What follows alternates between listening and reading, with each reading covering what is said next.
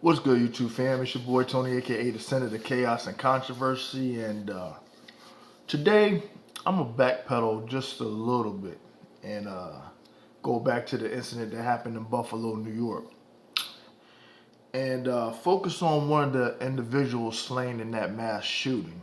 And the individual that I'm gonna focus on was the ex-cop security guard, and come to find out upon looking at the African diaspora, watching one of Uncle Phil's videos this morning before going to work, I decided to browse through the comment section.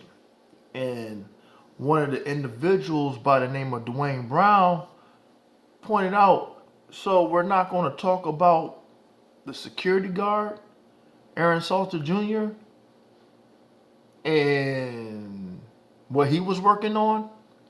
Okay. Now I'm going to leave that right there just for a moment.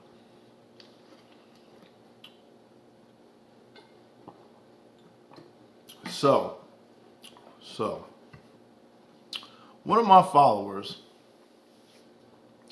Night Stalker, had mentioned something doesn't feel right about these tragedies that are occurring. It just, something feels a little off.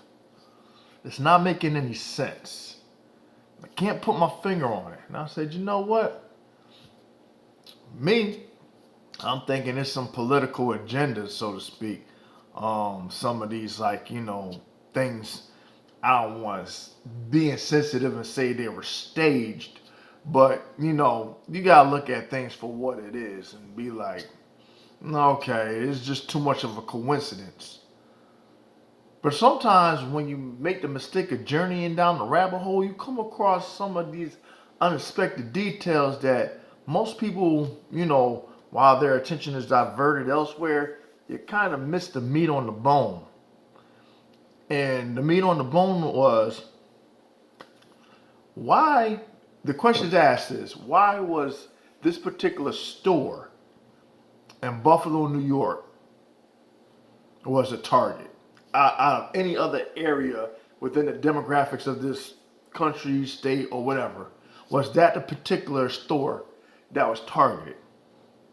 Why was it that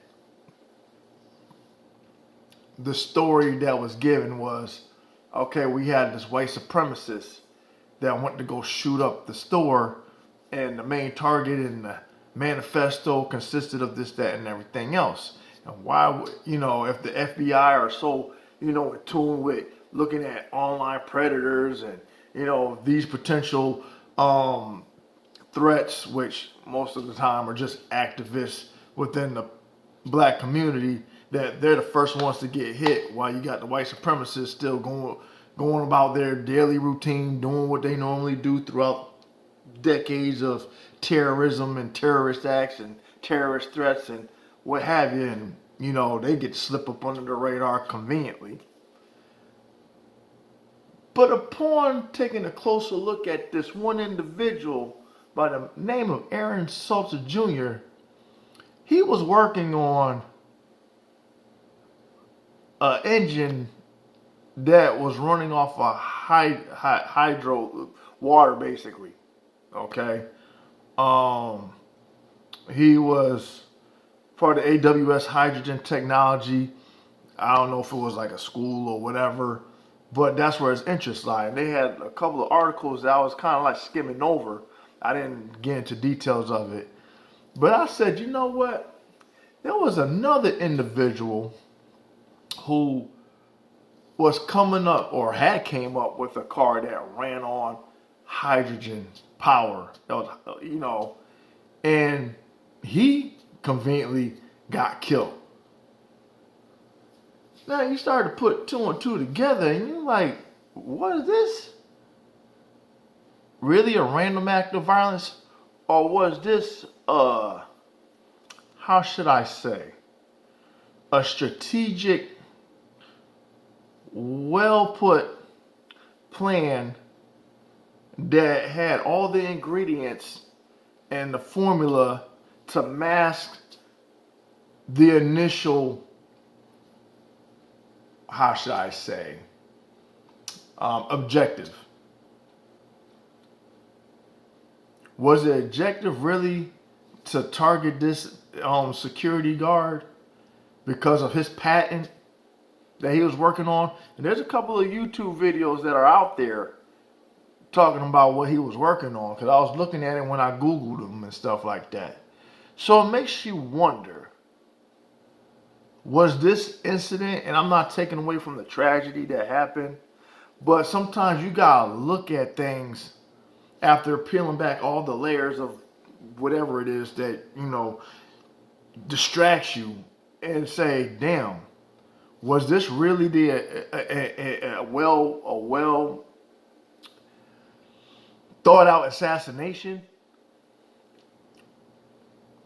Because we all know that America, aside from all the stuff that people kind of like just gloss over, we know when it comes to certain things, if it has to do with putting people's feet to the fire, exposing people, or how should I say, getting in the way of people making money, the business as usual. And if you're a threat to their profits, then they're subject to a process of elimination, so to speak. And we all know that it's nothing that we are to be kind of, how should I say, taken aback by. Are you serious? Oh, you must be a conspiracy theorist. No. Just like with Dr. Sebi. When he was coming over here after he done won in court, when the FDA tried to get him, trying to say that he didn't have a medical license, whatever, this, that, and everything else, but he, for what his reputation was for, because I can't say this because, YouTube be about that medical misinformation bullshit, but for the fact that he got assassinated when he was planning on coming to America, it kind of makes you scratch your head and be like, I know I make references to like movies and stuff and say, life imitates art imitates life, but thinking about the Manchurian Candidate, when a person is activated, a sleeper cell is activated to carry out a particular mission, makes you kind of wonder about things, so to speak.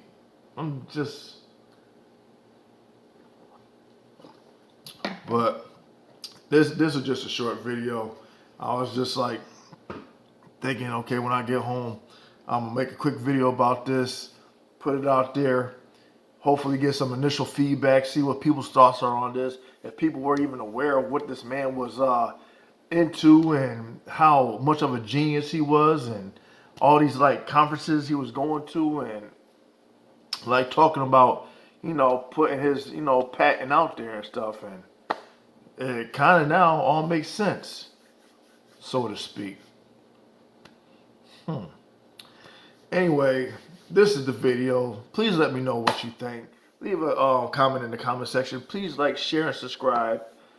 Please help me out with this algorithm, because I don't know. YouTube is on that. But that's a different video for a different time. Ricky Mann already touched upon that. He broke it down, and I shared his video on that. But anyway, until next time, until next video, y'all stay safe. Peace.